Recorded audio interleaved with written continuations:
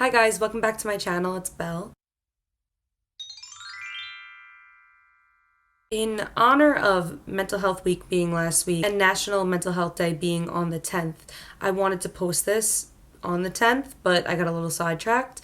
So here it is today, and I'm going to be talking about my mental illness. First and foremost, as you know, trigger warning, because this stuff is very hard to hear if you're gone through it or if you're going through it.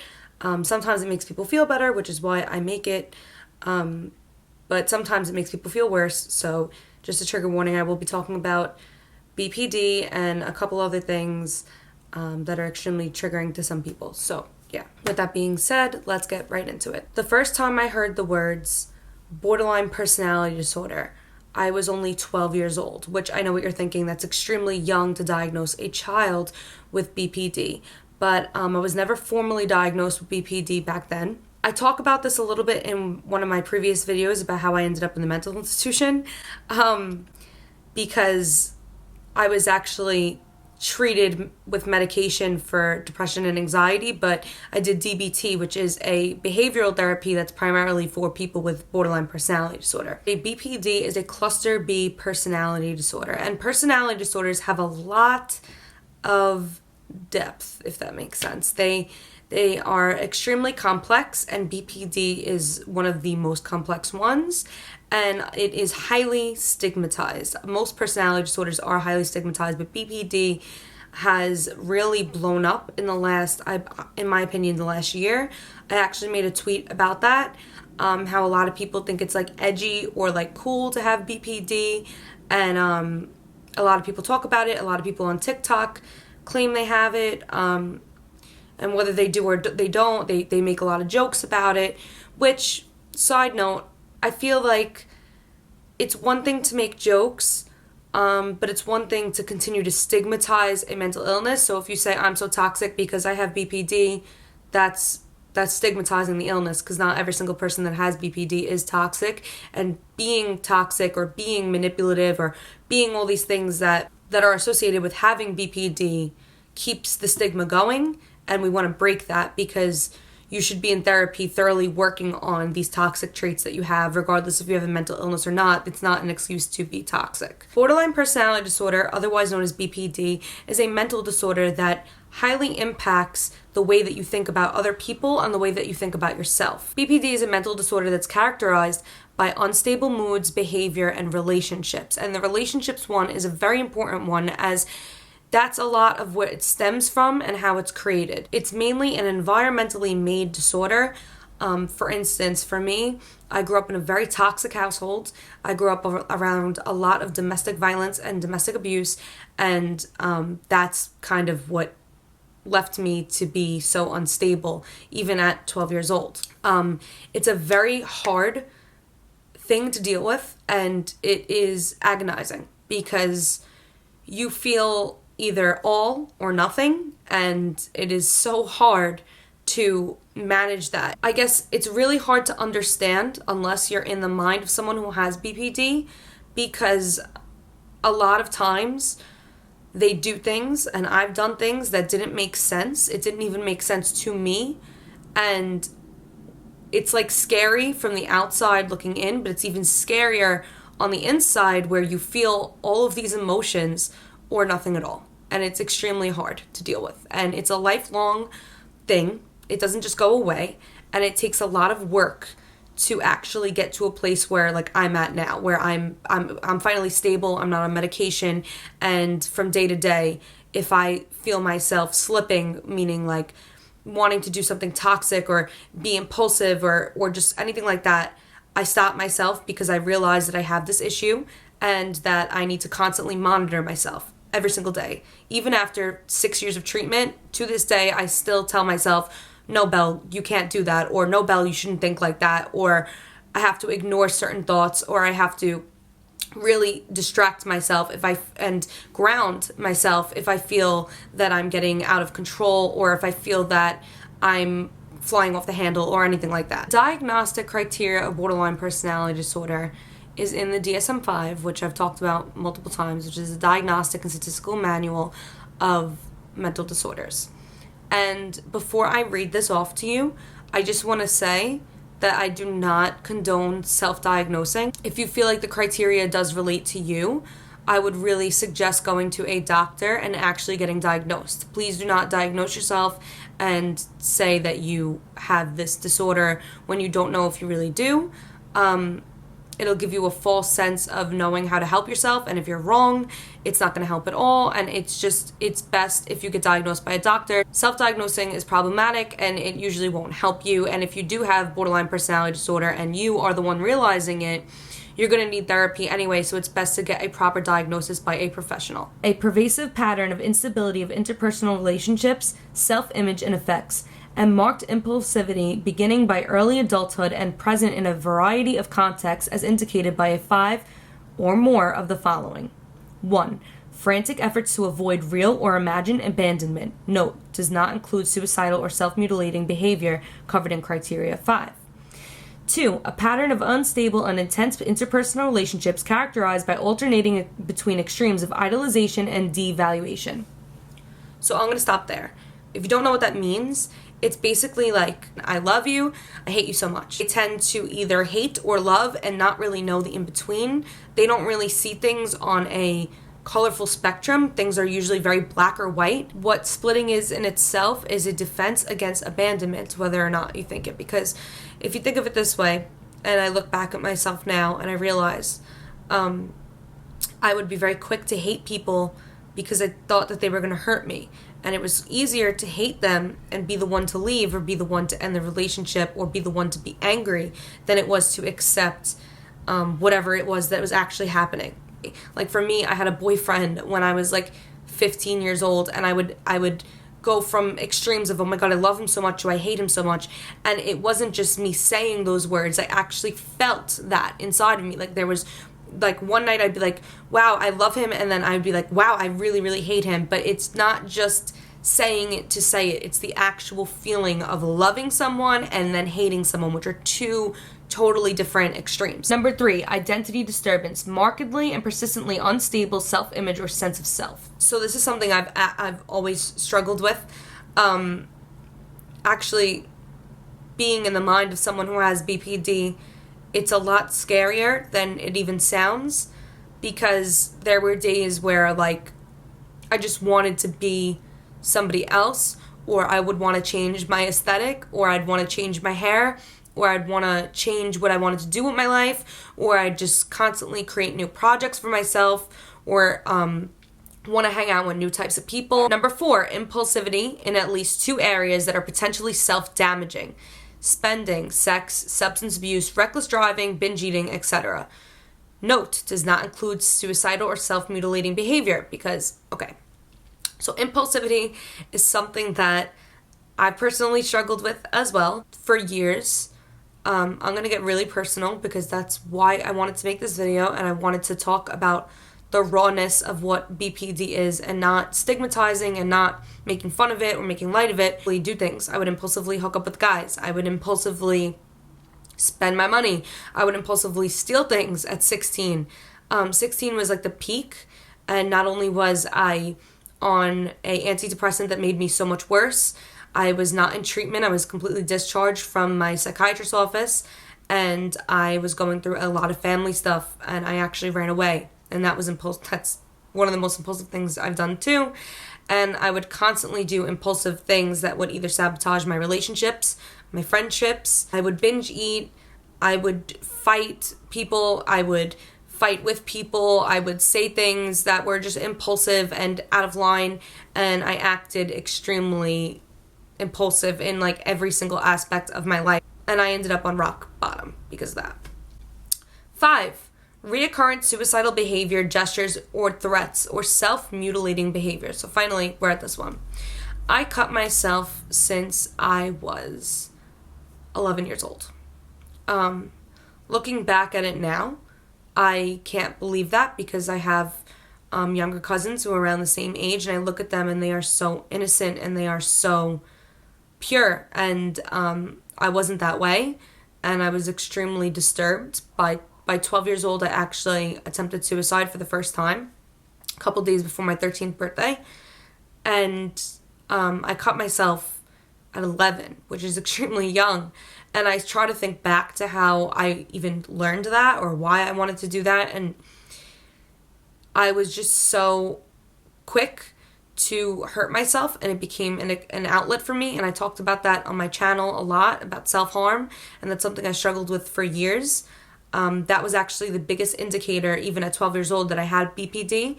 Number 6, affective instability due to a marked reactivity of mood, intense episode of dysphoria, irritability, or anxiety, usually lasting a few hours and only rarely more than a few days. Number 7, chronic feelings of emptiness. Number 8, inappropriate intense anger or difficulty controlling anger, frequent displays of temper, constant anger, recurrent physical fights. Transient, stress-related paranoid ideation or severe dissociative symptoms. Disassociation is basically when you break away from your mind and your feelings and you feel kind of disconnected from your thoughts, your memories, your feelings, and it can affect your sense of identity and perception of time. This could go on for weeks, this could go on for 5 minutes, this could go on for days. No one's to say. I mean, BPD is such a complex disorder that a lot of people feel different things. A lot of people have other mental illnesses on top of it, and other people struggle in certain areas of the disorder more than others. For me, I disassociated a lot when I was at my very worst. I would just go blank. I wasn't even trying. It was more of something that my body just did on its own because I couldn't handle all the stress that I was under. So that's the criteria for BPD. Now I want to talk about a little more about my experience. That was already 9 years ago, the first time I heard BPD. And I feel like over the last couple years, mental health has become more important, able to speak about it without being judged. But where I'm from, Staten Island, it's a very small place with a lot of people that are very close-minded. And I feel like I was one of the first kids to really go through something. I matured very quickly for my age, but when I mean mature, I don't even mean it in the best way. I mean that I was very ahead of my years, and like I said, my cousins are like around the age I was when I tried to kill myself, and they wouldn't even know. They don't understand. Like they wouldn't even think those thoughts right now. I guess it does depend on the environment and situation, but for me, a lot of kids around me were not like that. And just to show you an example of the type of kid I was at 12 years old and why I was so quickly pinpointed as BPD, or definitely disturbed at that, I'm going to read you a little journal entry from me at 12 years old. This is something I never thought I would even be alive to do when I wrote this. Mind you, this is August 1st, 2012. I actually just turned 13. Loneliness is a feeling that words can't describe. It's what I feel all the time. Nothing has been the same after being bullied. It's like nothing ever will be. I don't trust anyone, and all I could think about is ending my own life. Right there. Like, even though I had a very toxic household and I did get teased a lot in school, it's just not completely normal for someone to even be this way, this young. I should be happy. I'm in a constant fight with myself. My mind plays tricks on me. I'm trapped inside my own thoughts. My mind is a scary place. It's someone else. It's not me. It's a monster. I've come to realize real monsters do exist. They live inside us, and often these monsters get the best of us. They mess with our brains, and they hurt us. The worst part of it all is they convince us. They convince us to be someone that we're not. They're pure evil. Now I'm scared of being hurt again. I've lost so many people who meant something real to me. Real loss only occurs when you lose something that you loved more than yourself. And I've been hurt, and I've loved, and I've lost. Mind you, 13 years old. Moving on is a simple thing, but what it leaves behind is hard. Now I'm scared to meet new people. It built walls to keep out sadness, but the same walls are keeping out joy. Trying to protect myself from being hurt is only bringing me more pain. As soon as I thought I really had it together, everything just fell apart. I guess you could say I'm doing a little better, except for the suicide attempt last week. And I just go on and on and on about how much I want to kill myself. And it actually got a lot worse. You actually see me go from very sad to very angry. And there's a lot of like weird writing. I often talk about my mental illness as a monster. Nobody wants me. My parents can't deal with me. I'm worthless. Everyone gives up on me. I gave up on me too. I'm simply mad. Who could love a crazy person? I'm insane. I hate myself. I wish I'd die now. Everyone would be better off. So yeah, perfect example of the way that I was at 12 years old. And I was very depressed at 12. And that's why I feel like I got misdiagnosed with depression, and my psychiatrist treated me with depression. But as I got older, on top of being on the antidepressants that did not help, it got much worse because I would go through spurts of anger a lot more, and I became a very, very angry person. And the older I got, the more I came into my own, the more the personality disorder developed. I became extremely hostile, extremely I don't like to use the word crazy, because I feel like it's a derogatory term about mental illness, and I try to not use it, but I will tell you that since I'm speaking about myself, I was batshit crazy. I ran away. I didn't make much sense. I was almost borderline delusional at one point, and it was just from letting my mental illness go from that book all the way to 16, 17 years old. The perspective of someone that has BPD, I can tell you that it feels like you're driving an emotional vehicle that has no brakes. It's like riding a roller coaster that goes up and down and up and down and up and down and up and down a million times a day. And even though you're very aware of it, because sometimes I was aware that that was my life and that was my emotional pattern, I still couldn't stop it. My feelings shifted into intense emotional pain and agonizing feelings of like hopelessness, but I would be like happy and cheerful only like 20 minutes before. People with BPD are often labeled as acting out, as everyone when I was 16, most of my family, my friends, teachers, everyone around me thought that I was acting out. Even at 12 years old, I actually cut myself, and my school found out and they kicked me out of the public school. They said, we can't do this anymore, we can't deal with this. And I know that was back in 2012, 13, but still, it's very scary how much mental illness is ignored and not understood, stigmatized, and really just swept under the rug. It's extremely serious, but it's also okay and it's normal. And with treatment, 5-6 years later, here I am. I'm a mother, I'm stable, I'm in school, I'm able to actually function and actually regulate my own emotions. And I feel like I finally have control over myself and my life. And it's possible.